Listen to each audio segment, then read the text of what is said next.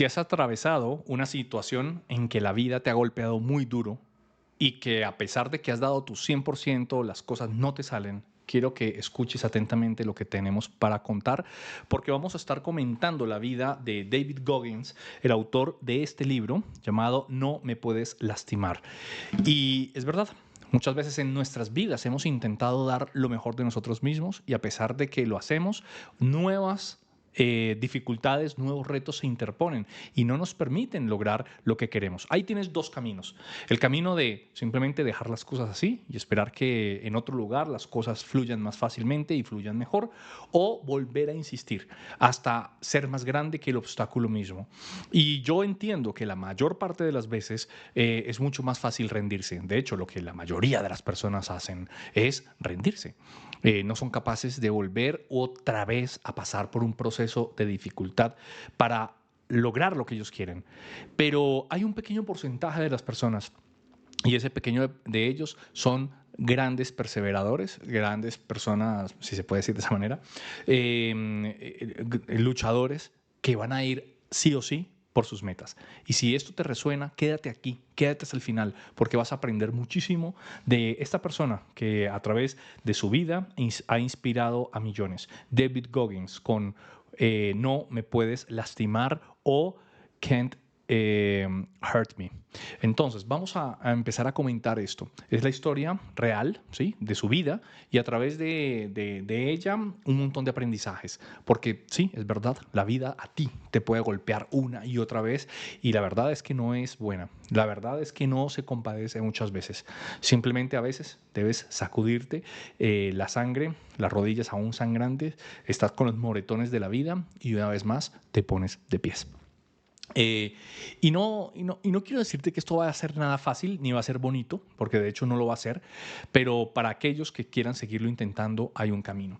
De hecho, algo que lo inspira mucho al autor, ¿sí? Es esta famosa película de Rocky, en la cual él se levanta una y otra vez después de haber sido golpeado durísimo por el personaje de Apollo Creed, etcétera. Bueno, el autor es David Goggins, nace en 1975, fue un miembro de los SEALs de los Estados Unidos, del equipo más rudo, más duro, se retiró. Hizo 3 veces el entrenamiento SEALs. Es ultra, eso fue, no sé, ultramaratonista, ¿sí? Porque corre en estas ultramaratones, además de ser autor. Pero toda su vida no fue este hombre rudo y duro, ¿no? A sus 24 años lucía de la siguiente manera: gordo y sin propósito de vida. Fíjate, pesaba 300 libras y esos ojos perdidos, ¿no? Son los ojos de una persona que no encuentra norte en su vida. Una persona que se sentía débil, se sentía totalmente perdido, sin saber qué hacer. Y lo más curioso de todo esto, ¿sí? Es que había salido, sí, ya de la Fuerza Aérea. Prestó un servicio de 4 años y empezó a trabajar en una empresa de plagas, ¿sí? Esas empresas que contratan, Colab se llama, los restaurantes de cadena para que en la madrugada llegue alguien del equipo de desinfección, recoja las ratas que cayeron en la trampa, fumiguen, hagan todo este trabajo pues tan desagradable. Y estando totalmente perdido, sin saber qué hacer con su vida, se ilusionó al volver a ver un documental sobre los Navy SEALs. Y este hombre, que a sus 24 años, totalmente perdido y sin horizontes, se transformó en el hombre más decidido, denominado el hombre más duro del planeta. Tiene este título, el hombre más duro del planeta. O sea, cómo pasó de ser una persona que se sentía un completo fracasado a transformarse en una fuente de determinación y de inspiración para muchas personas. Bueno, su juventud no fue nada fácil. Vivió en pobreza, el maltrato. Fue una persona que creció en un hogar donde un padre lo maltrataba terriblemente hasta llegar a convertirse pues en un militar en activo en Irak, en Afganistán, muchas de las historias eh, que nos cuenta pues esos dos terribles conflictos. Al mismo tiempo ha sido el único en completar los 3 cursos más difíciles que son el Navy SEAL, él hizo el curso Ranger del Ejército y el de controlador aéreo táctico de la Fuerza Aérea. Estos son los que cuando se cae un avión, ¿sí? Y hay sobrevivientes, obviamente, de la Fuerza Aérea, los envían tras las líneas enemigas en una especie de comando para rescatar. Entonces también tienen unos entrenamientos impresionantes. Son los tres más grandes cuerpos de élite de cada una de las ramas de los Estados Unidos. Entonces él completó los tres cursos. También tuvo el récord Guinness de 4.030 flexiones de pecho en 17 horas. Él aprendió a fundirse en su mente con la dificultad, con el dolor, hasta poder afrontar esto. Imagínate, 17 horas ininterrumpidamente haciendo flexiones. Y yo sé que para muchos la vida los ha golpeado una y otra vez y has sufrido tremendamente. Y puede ser que haya sido con total injusticia. Tú no hiciste nada para merecer los malos tratos, tal vez de un familiar, de un pariente, de un socio, lo que sea. Y la vida puede haberte golpeado duro sin justa causa. Pero a pesar de eso, muchas veces se te exige a nosotros algo que no está a la altura de nuestras fuerzas actuales. O sea, nosotros no tenemos fuerzas para este tamaño de retos. Y ahí es donde decimos, ¿y ahora qué hago? ¿Me rindo? ¿Me huyo? ¿Qué hago? ¿Qué hago de la vida? Y sí, muchas veces la vida es una mierda. Entonces, este libro arranca con una pregunta muy interesante. Dice, ¿tú sabes realmente de lo que tú eres capaz? ¿Alguna vez te has preguntado de qué serías capaz en tu vida? Y tal vez tú creas que sí, sí, yo sé que si me esfuerzo sería capaz de esto o de aquello. Dice, no, no, no, no, no, hablemos en serio. ¿Tú realmente sabes? No, no lo sabes. ¿Sabes por qué? Porque una cosa es imaginar lo que eres capaz y otra cosa es atravesar una situación en la vida en la que te pongas en situaciones límite y de verdad sepas de lo que eres capaz. Él dice, la mayor parte de las personas viven como zombies, apenas si sobreviven cada día, son víctimas, tienen una mentalidad que los lleva a la mediocridad, a la perdición, y no tienen ni idea de cuál es su verdadero potencial. Y eso se debe a que la mayoría viven dando menos del 40% de su potencial. Es decir, están viviendo por debajo de lo que serían capaces. Y un día lo invitan a una prestigiosísima universidad del mundo, que es el MIT, el Instituto Tecnológico de Massachusetts. Y ese día estaban haciendo un panel de invitados, casi todos eran doctores de las grandes universidades, para discutir sobre la fortaleza mental. Y él no tiene un título de doctorado, ni siquiera creo que tenga maestría o pregrado realmente. Entonces David Goggins se sentó calladito ahí en su silla, sin hablar mucho, porque pues, los grandes cerebritos y los grandes sabios de las universidades tenían la palabra. En determinado momento, un querido profesor del MIT le hacían preguntas y él iba respondiendo, haciendo una exposición sobre la fortaleza mental. Y él decía, los seres humanos tienen limitaciones genéticas, limitaciones de nacimiento. O sea, tú tienes hasta dónde puedes dar. Son techos infranqueables. Hay cosas que te pueden a ti resultar ser imposibles. No importa cuánta fortaleza mental tú tengas. Si has alcanzado tu techo genético, la fuerza mental ni siquiera entra en la ecuación. Esa era la aseveración de este hombre, un doctor en la Universidad MIT. Entonces él hizo una cara seguramente de decepción, como diciendo, no estoy de acuerdo con eso, pero tampoco me va a poner a debatir. Alguien en el público, la mayoría del público, perdón, asentían con la cabeza que sí, que eso era una verdad y nadie lo cuestionó. Pero alguien en el público vio la cara del autor de David Goggins y dijo, pido la palabra, quiero hacer una pregunta. ¿Sí? ¿Usted opina lo mismo? Porque pues tiene una cara como que no está de acuerdo. Y ahí dijo, miren, yo no iba a hablar, pero una cosa es que si a mí me hacen una pregunta de frente, yo le respondo de frente. Con todo respeto, profesor, una cosa es que usted estudie algo y otra cosa es vivir algo. Y yo viví esto. Y sí, se puede decir que lo que usted dice puede ser verdad para el 90% de la gente, tal vez para el 99% de la gente, pero hay un 1% de personas que escriben una historia totalmente distinta. Y yo creo que cualquier persona puede convertirse en una persona distinta y alcanzar lo que llaman imposible. Yo sé que toma mucha fuerza de voluntad y una mente blindada, pero las personas pueden romper con esa estadística. Y sí, los seres humanos nos transformamos, pero nos transformamos a través de 3 cosas. Y ten mucho cuidado con esto que te voy a decir. Son las 3 cosas que transforman tu vida, para bien y para mal. A través del estudio, a través de tus hábitos y a través de las historias que escuchas. Por eso ten mucho cuidado en qué empleas tu tiempo todos los días, ¿sí? La información que recibes en redes sociales, si tú te educas sin quererlo, ¿no? No estoy hablando de un curso pagado, estoy diciendo que cuando estás consumiendo ciertas personas en redes sociales que te dicen que ya diste suficiente, que el sistema está quebrado, que todo es muy difícil, que mejor hagamos una especie de revolución porque no hay nada de esperanza para el pueblo. Esa contaminación transforma tu vida para mal. Si tú eres de aquellos que empieza a leer correctamente autores que de verdad te digan, ¿sabes qué? No has dado ni el 30 ni el 40% en tu vida de lo que eres capaz. Vamos a levantarnos. Y empiezas a tener hábitos, es decir, acciones cotidianas que son vivir en coherencia con eso. Entonces empiezas a creértela y cotejas con historias de personas que también lo pudieron y esto se vuelve tu realidad. Repito, tú vas a hacer de tu vida la realidad que tú quieras. Si quieres creerte las historias limitantes, van a ser tu verdad. Pero hay un grupo de personas que están dispuestos a escribir una historia distinta. Hay un grupo de personas que a pesar de que su situación del pasado haya sido injusta, difícil, han enfrentado enfermedad, etcétera, pueden volver a levantarse. Y es aquí donde vamos a diferenciar algo. Una cosa es la motivación, y la motivación es una trampa, yo vengo años diciendo eso, y otra cosa es estar determinado. ¿Tú estás determinado o estás motivado? Motivado es cuando ves, no sé, un video inspiracional de TikTok y te dices, ¡ay, qué bonito! Ahora sí quiero, pero a las 10 minutos, a las 2 horas, se te olvidó. Pero estar determinado es algo distinto. Si tú estás determinado a ser el primero en tu familia en escribir una historia diferente y romper los patrones, puedes convertirte en esa persona. Porque cuando estás determinado, dice el autor, ya no importa que vivas en una sociedad racista, sexista, que vivas en este momento con lesiones, hayas afrontado un terrible divorcio, hayas afrontado depresión en el pasado, estés luchando con la obesidad, con la pobreza, con la tragedia.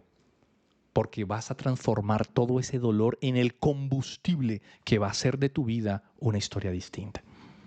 Y es eso.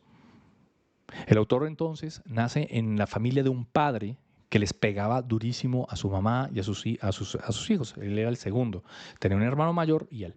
Y el padre no era precisamente un pobretón al comienzo, él era una persona que vivía en Buffalo, en el estado de New York, y era un malandro completo porque tenía dinero, en la década de los 70, la década de los 80, estaba muy de moda estas discotecas que eran con patinaje, pistas de patinaje, donde ponían música, vendían bebidas y la gente mientras fiesteaba patinaban. Él era el dueño de uno de estos, de un sitio muy prestigioso donde la gente iba. Y con eso él se codeaba con la gente del pueblo, o sea, con el alcalde, con gente influyente, etcétera. Lo curioso es que, como tantas cosas, ¿no? Este negocio encubría otras cosas de índole no muy convenientes. Ya te imaginarás el tipo de negocios que se movían también debajo y el tipo de consumos y cosas que se movían debajo. El papá se movía en este ambiente y eso le daba buenos contactos y le daba pues una situación privilegiada. Era todo sonrisas en el mundo, parecía un tipo amable, parecía un tipo genial, cálido, parecía que tenía carisma, pero en su casa era un verdadero demonio. En su casa le pegaba a su mujer, maltrataba a sus hijos, no les daba ni siquiera lo básico para comprarse nada. O sea, eran pobres, en una casa de un hombre rico, vivían en un buen barrio, pero ellos no tenían pues grandes cosas. Entonces él dice, yo aprendí a desconfiar de la sonrisa y aprendí a confiar en las personas serias. Curioso, ¿no? Cuando por fin su madre tuvo el coraje de abandonar a su papá y irse a vivir lejos, cayó en el cuidado de una monja que nunca sonreía, una madre de estas monjitas, pero ella sí se preocupaba por mí. Era una mujer que pasaba horas extras después de clases enseñándome a leer y escribir, porque estando en tercer grado yo tenía la comprensión de lectura y el mal aprendizaje de un niño de kinder. ¿Por qué? Porque su padre, en vez de dejarlo ir al colegio y estudiar, lo único que lo ponía era trabajar. desde la edad muy pequeñito, ¿sí? Su padre lo ponía a trabajar. ¿A trabajar en qué? Pues en los patines, a ponerles desodorante, a organizarlos, a alistar la pista, a limpiar, a aseo. O sea, era una situación terrible para un niño. Entonces, en cambio que esta monja, decía él, que nunca sonreía, de verdad se preocupaba por mí. Y mi padre, que siempre sonreía, era quien me maltrataba. Entonces aprendió a desconfiar ¿de qué? De la sonrisa. Bueno, esta historia es increíble. Su madre, al abandonar a su padre, ahí sí caen en pobreza. De verdad, dependían de ayudas del gobierno, se conseguía uno o dos trabajos, a él no le iba nada bien con sus estudios y empiezan a afrontar una vida de muchas dificultades, de mucha precariedad. Entonces, dice, ¿cuáles son las historias? Y aquí viene algo bien interesante. Te va a empezar a dar David Goggins unas tareas para que empieces a moldear tu mente. Porque yo creo que aquí viene la primera enseñanza. Todo se trata de tu mentalidad. Todo, absolutamente. Tanto si tú crees que vas a salir adelante y vas a triunfar en la vida, como si crees que ya es inútil luchar porque la vida te demostró que tú no mereces el éxito. Tú, ¿cuál es la historia que te vas a contar? Entonces, si tú aceptas que ya no vas a poder, pues no, es verdad. Pero si tú empiezas a través de esos ejercicios, de esta fortaleza mental, a fortalecerte mentalmente, entonces vas a poder triunfar. Entonces, lo primero, cómprate un diario, cómprate un cuaderno, ¿sí? Donde puedas anotar. Y en ese cuaderno vas a escribir, ¿sí? En este diario, tus pensamientos. Dice, no seas flojo, vas a tener que hacerlo. De hecho, yo recomiendo, no una ni dos, sino muchas veces, que desde la antigua Grecia, la antigua Roma, ¿sí? Los estoicos, Marco Aurelio, todos llevaban un diario de pensamientos, porque los diarios es el lugar donde tú reflexionas sobre tu vida. El hecho de poder anotarlo, hoy lo puedes tener digital o lo puedes tener en papel, pero te recomendamos un diario. El autor te recomienda un diario. Y vas a escribir a continuación, quiero que escribas, ¿qué es lo malo que la vida te trajo como una mala mano? La vida tal vez a todos nos sonrió y te trajo una mala mano. No sé si llegaste a vivir en un hogar con pobreza o abusaron de ti pegándote o qué fue lo que pasó o tal vez no te dieron las oportunidades que tus primos o tus otros tuvieron. Eh, Escribe en tu diario cuál es la mala mano de la vida. Luego, ¿por qué pasaste o por qué estás pasando? ¿Qué son las situaciones que son como golpes en tu vida? Luego puedes escribir cuáles son las cosas que te limitan hoy tu crecimiento. Y finalmente, todo esto, cuando lo pones por escrito, vas a poder transformarlo, darle sentido a esas historias para que absorbas el poder. Es que no te imaginas, todo lo que te ha pasado de malo puede ser la excusa que te mantenga anclado a lo mal negativo o lo utilizas como el combustible para absorberlo como tu poder para salir de ahí. Él dice, tienes que aprender a darle la vuelta a toda esa mierda. Tú vas a usar tu historia libre de excusas para convertirla precisamente en las razones para ser exitoso. Y no va a ser divertido, no va a ser bonito, va a ser doloroso, pero vale la pena. Entonces, en este momento, incluso podrías estar haciendo este video y estar pausando el video, vas por un cuaderno, lo haces y sigues conmigo después de que hagas tu inventario. Pero haz el inventario. ¿Cuáles son los golpes? ¿Cuál es la mala mano que te dio la vida? Y aprovecha para hacerlo de verdad. Luego, el autor va en el capítulo 2 a contarnos de que empieza a hacer trampa. ¿Sí? Él descubre que como está quedadito intelectualmente, entonces recurre a copiar los exámenes y hacer trampa. Él dice, yo sufrí racismo, yo sufrí amenazas, porque vivía en un lugar, se fue a vivir a su madre a un lugar donde había muchos de estos racistas, ¿no? Incluso él donde vivía a pocos kilómetros se reunía el famoso Ku Klux Klan y quemaban cruces y hacían todas estas cosas horribles. Un día, regresando de una fiesta con un primo de él, muy joven, en el campo, estaban caminando en un camino en medio de los maizales y todo esto, aparece una camioneta y los amenazan con pistolas así directamente, te vamos a matar, no sé qué, y le gritaban las peores palabras de racismo.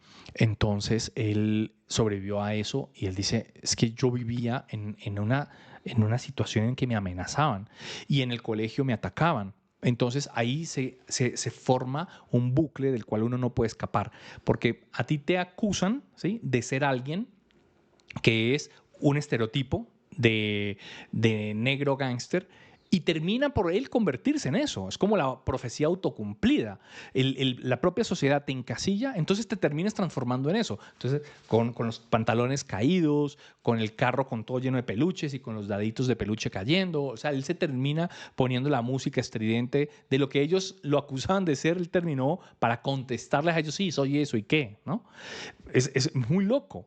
Entonces termina sacando pésimas calificaciones, metido en problemas. ¿M? Entonces tiene un abuelo y la imagen de su abuelo, su ejemplo, fue el que lo salvó. Su abuelo había trabajado 37 años como cocinero en la Fuerza Aérea. Y los domingos su abuelo se ponía su traje de gala para ir a la misa, al servicio de religioso del domingo. Entonces se ponía su traje de gala de la Fuerza Aérea y contaba con orgullo que él había sido un militar. Entonces, de oír esas historias, él se confrontó a sí mismo. Y un día dijo, yo quiero ser militar como mi abuelo. Entonces se presentó a los exámenes y reprobó el examen de admisión, el examen intelectual. Sus notas estaban muy por debajo. Él pensaba hacer trampa y se dio cuenta de que a cada uno le hacían un examen distinto. Cuando se dio cuenta de eso, presenta un segundo examen y volvió a reprobar. Él se va frente a un espejo y empieza un día a confrontarse. Y él se grita a sí mismo frente al espejo, tú no eres más que un remedo de un gángster. Ni siquiera eras un gángster. Estaba en la bancarrota, no tenía nada. No elijas el camino fácil. Aprende a madurar de una maldita vez. Y ese día se rasuró todo el pelo, el afro seguramente tenía un afro ahí, se cortó toda la barba y llama a este ritual su espejo de responsabilidad. Creó unos post-it y los empezó a pegar en el espejo con prácticas diarias, como por ejemplo, tiende tu cama, levántate temprano, haz ejercicio. O sea, se empezó a poner retos a sí mismo. Y esta es la necesidad, tú que me escuchas, de que tenemos de crear rituales en nuestra vida. Para poder vencer el estancamiento necesitas crear rituales, rituales que te van a dar a ti la fortaleza. El hecho de que él llegaba por las noches y se rasuraba y se hablaba rudo al espejo y se decía las verdades. Él decía, tú eres el culpable de que yo esté viviendo la situación que no quiero vivir. Por fin había encontrado al responsable. No estaba en los racistas, no estaba en su padre. Él vio al espejo, a la persona quien lo mantenía a él donde no quería estar. Y por eso se llama el espejo de la responsabilidad. Es un bonito ritual si lo quieres hacer tú. Asegúrate algún día de estar a solas en tu casa donde no te vayan a escuchar y empezar a mirarte al espejo y decirte las verdades. Yo sé que no es fácil, es una confrontación que puede ser muy dolorosa, pero hay que aprender a decirse la verdad. Porque si has vivido mucho tiempo en un trabajo en el que tú odias, un trabajo, un empleo donde no te gusta, hay personas que nunca se hablaron a sí mismo con la verdad y es por eso que viven una vida de cobardes. Punto. Así de sencillo. Pueden ser capaces de aguantar 10 años una vida que no quieren con tal de no decirse la verdad a sí mismos. Y esto te va a ayudar a amar la incomodidad, a amar la verdad, para que no salgas corriendo cuando las cosas se pongan difíciles y empiezas a vivir en propósito. Y ahí empiezan las cosas a cambiar en tu vida. Entonces, el segundo reto es ve al espejo y di a ti mismo, ¿sí?, las verdades. Y si quieres, pega unos post-it, estas pegatinas que tengo por acá, estos post-it, y los pegas. Debo levantarme temprano, debo empezar a alimentarme mejor, estoy gordo porque yo me dejo engordar. Mírate al espejo y dite la verdad. Di la verdad a ti mismo. ¿Quién has sido hasta hoy? Para que encuentres al verdadero responsable de tu vida. Entonces, al final presenta el tercer examen, pasa el examen, lo reciben en la Fuerza Aérea y se presenta para hacer el curso más difícil de todos, que es el de controlador aéreo. Ese es el cuerpo de élite de la Fuerza Aérea que rescatan a los que caen tras las líneas enemigas. Tiene un problema médico por el cual él no consigue continuar. Le dijeron, usted puede volver a presentarse, pero él tenía terror al agua. Y como tenía terror al agua y no quería sufrir ahogo, imagínense, un cuerpo de rescatistas cayendo en paracaídas pueden caer en un terreno fangoso, en un lago, lo que sea. Entonces muchos ejercicios son en el agua. Él nunca había ido a clases de natación y tenía terror del agua. Entonces que a él lo aprovechó que a él lo lo dieron de baja por una lesión, le dijeron, ¿puede volver a presentarse? Él decidió no hacerlo. Y se empleó en la empresa esta de seguridad, que luego cayó en la empresa de limpieza de plagas. Entonces se dejó engordar, empezó a engordar, hasta llegar a 130 kilos, a casi 300 libras. Y en esa situación en que estaba tan gordo, se comía un montón de donas y malteadas y su único estímulo era el placer de la comida. Comer y comer y comer. Un día, al llegar a una de estas empresas, que estaba haciendo desinfección, ya con 20 y tantos años, encontró un nido de cucarachas y cuando empezó a mover el cielo raso, todas las cucarachas le cayeron encima y el suelo parecía que se moviera. Era un asco. Él dice, yo no puedo nombrar la cadena de restaurantes porque me demandarían, pero es un asco esa cadena, ese sitio. Entonces, cuando esa cantidad de cucarachas le cayó encima, él salió para tomar aire afuera y vio unos mapaches comiendo en la basura y dijo, qué asco, qué mugre, a mí no me pagan para esto suficiente. Dejó tirado el trabajo, no recogió ni siquiera los implementos y se largó. Dijo, esto es una asquerosidad. Cuando llega a su casa, ve un capítulo de los Navy SEALs, que es este cuerpo de élite, que es el más difícil de los exámenes de todos los cuerpos de élite del mundo, o por lo menos de Estados Unidos, y es el de los hombres más rudos de todos. Y él dice, yo quiero presentarme a eso. A eso es que yo quiero presentarme. Él dice, yo nunca había visto nada igual. El dolor y el sufrimiento que tienen estos entrenando es más que el de los de la Fuerza Aérea. Esta gente no está motivada. Esta gente está determinada. Porque es tanto el dolor que afrontan para seguir adelante. Los Navy SEALs tienen una frase. Dice, el único día fácil fue ayer. El único día fácil fue ayer. Entonces, ahí dice, fue cuando yo por fin me di cuenta que no todas las limitaciones son físicas, que no todas las limitaciones físicas y mentales son reales. Él se dio cuenta cuando se confrontó de que muchas veces es porque tenemos el hábito de rendirnos muy rápido. No es realmente que tú físicamente o mentalmente estés limitado, es que tú ya tienes el mal hábito de rendirte rápido. Y la verdad es que en la vida el triunfo no se logra con atajos. Entonces buscó enlistarse en los Navy SEALs y lo rechazaron. Entonces fue a otro y lo rechazaron y empezó a buscar por todo Estados Unidos quién lo recibía y llamaba por teléfono a los lugares donde había enrolamiento y lo rechazaban, no lo aceptaban.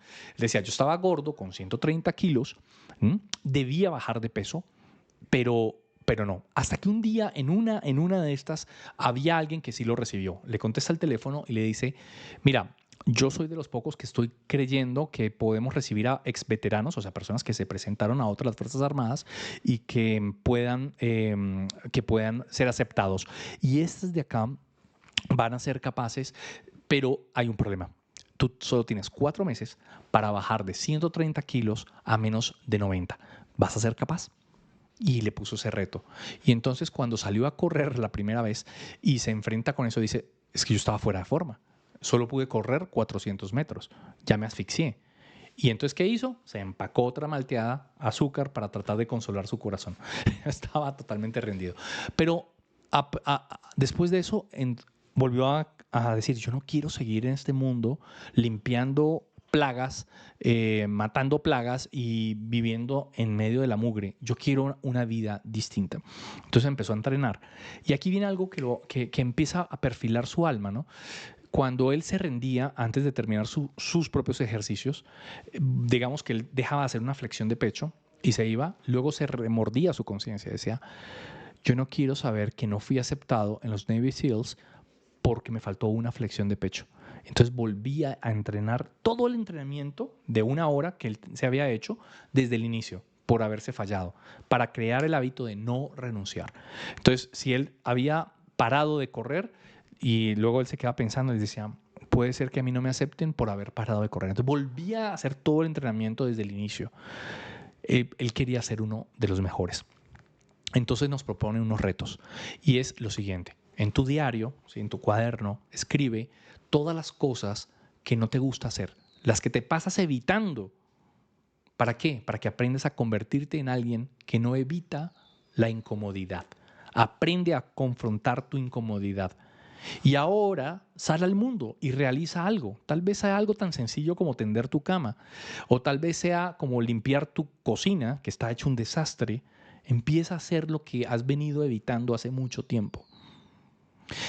Cuando finalmente él baja de peso, hace los exámenes intelectuales y ¡boom! Lo reciben con las justas. O sea, con las justas él pasa.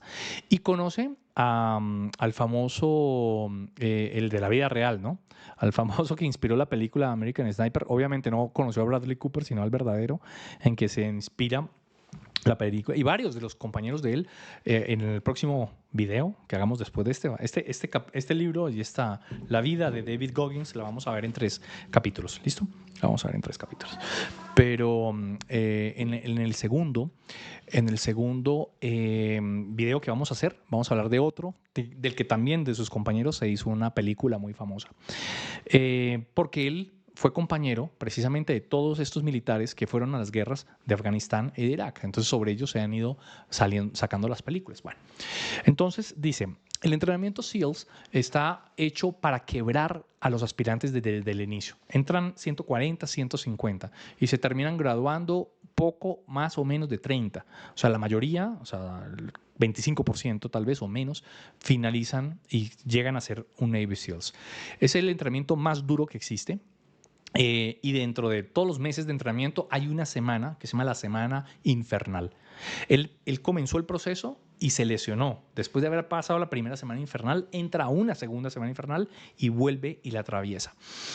En el libro anterior que estábamos leyendo, en el que estábamos comentando en nuestro club de lectura, de hecho está aquí, Grit, habla de la semana infernal de West Point. Pues bueno, la semana infernal de West Point no es nada al lado de la semana infernal de los Navy SEALs. Recuerden, West Point es la academia de oficiales, o sea, son los que van a ser generales o, bueno, tenientes, capitanes de las Fuerzas Armadas. Pero es que los Navy SEALs son el cuerpo élite del cuerpo élite, o sea, son los que van a mandar a las misiones más duras. No tiene nada que ver la semana infernal de los Navy SEALs con la semana ¿de qué? De los oficiales. Entonces, es realmente impresionante. Durante esta semana, realmente ellos van a tratar de dominar tu mente para que tú te rindas. Y a través de un juego psicológico, porque es un juego psicológico, van a tratar de que te levantes, te digas no voy más y te vayas a un lugar a tocar la campana 3 veces. Tin, tin, tin. Cuando alguien toca la campana 3 veces, se quita el casco, lo dejan encima del cemento y más nunca lo van a recibir dentro de ellos. O sea, esa persona no la van a recibir de vuelta más nunca porque se rindió. Y entonces él se da cuenta que es un ejercicio mental, que él tiene que vencerse es mentalmente. No es tanto un ejercicio físico. Muchos de los más robustos y fuertes son los que se rinden. Entonces él tomó el liderazgo de su equipo, porque los ponen en unos equipos y les dan un bote. Sí, un bote. 6 personas toman un barquito, un bote, y era el equipo número 2, el equipo del bote 2. Y él les dio la moral. Les dijo a uno que era fuerte como él, tú y yo vamos a liderar este grupo y vamos a ir al frente y no vamos a rendirnos. Sí, claro que sí, equipo del bote 2, equipo del bote 2, ¿sí? Entonces, él dijo, bueno, si queremos vencer esto, tenemos que saber cuál es el calendario. Entonces vamos a robarnos el calendario, ¿sí? Del horario. Pero ¿cómo vamos a hacer esto? Se inventó todo un sistema y él dice, tenemos que robarnos el calendario para tener una ventaja táctica. Estos entrenadores son nuestros enemigos, quieren que renunciemos y no vamos a renunciar. Se robaba comida extra para poder comer y tener energías. Recuerden que son entrenamientos que los llevan su cuerpo al límite. Los llevan en la madrugada a mojarse en las aguas heladas del océano, entran en hipotermia, se están congelando. Y dice, todo en la vida es un juego mental. No importa qué tan fuerte sea el dolor, la tortura, pero quiero que recuerdes, todo lo malo va a terminar. Y olvidar eso pasa justo cuando nosotros cedemos el control de nuestras emociones y acciones a otras personas. Es fácil ceder cuando tú has llegado al límite de tu cuerpo, pero cuando aprendes a dominar la mente, aprendes a no rendirte. Y entonces gritaba con ellos y cantaba con ellos. No pueden lastimar al equipo del bote 2. No me puedes lastimar, el nombre del libro.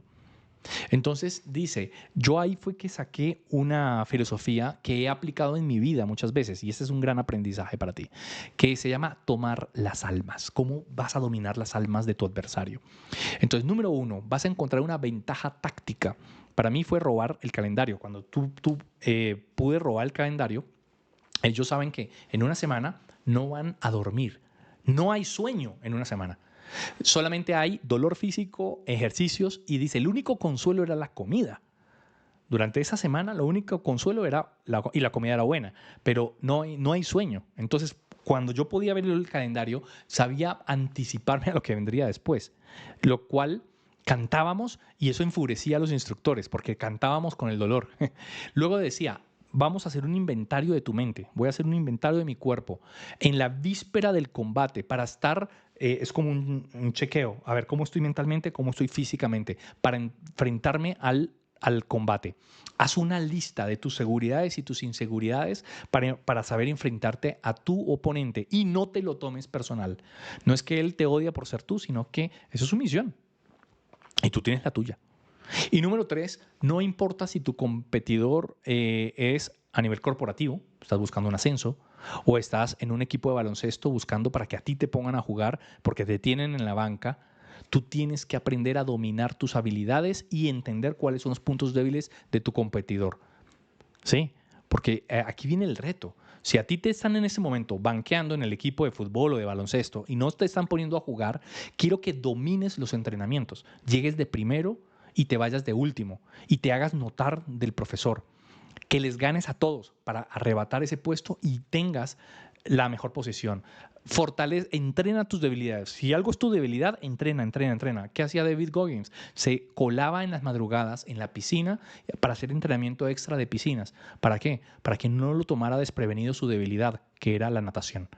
Entonces él seguía fortaleciendo justamente sus debilidades y encontrando dónde estaba el punto débil de quienes lo atacaban. Elige tú una situación competitiva en tu vida donde tú te encuentres ahora para fortalecerla. ¿Para qué? Para llegar a ese punto. Y vas a descubrir algo que científicamente hay un debate intelectual entre la medicina y la ciencia, que es el concepto del segundo aire. Cuando tú creas que a ti se te acabaron las fuerzas, resulta que hay algo que sí se ha estudiado, se sabe que existe, pero no sabemos de dónde proviene, que se llama el segundo aire. Y ese segundo aire es cuando la persona tiene una resolución de no rendirse, llega un momento de fuerzas. Algunos dicen, no, es un tema de la adrenalina, otros dicen, no, eso es una tontería psicológica, pero nadie niega que eso existe.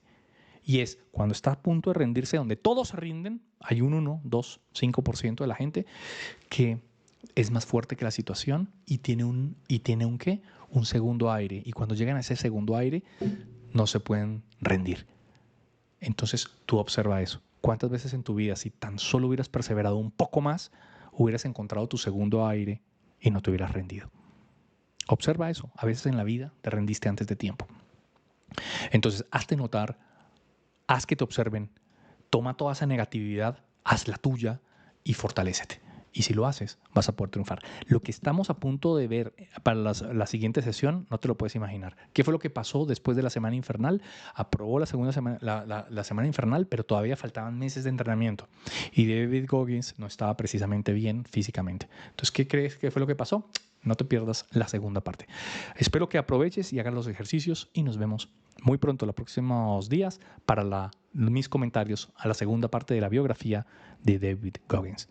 Éxitos y bendiciones.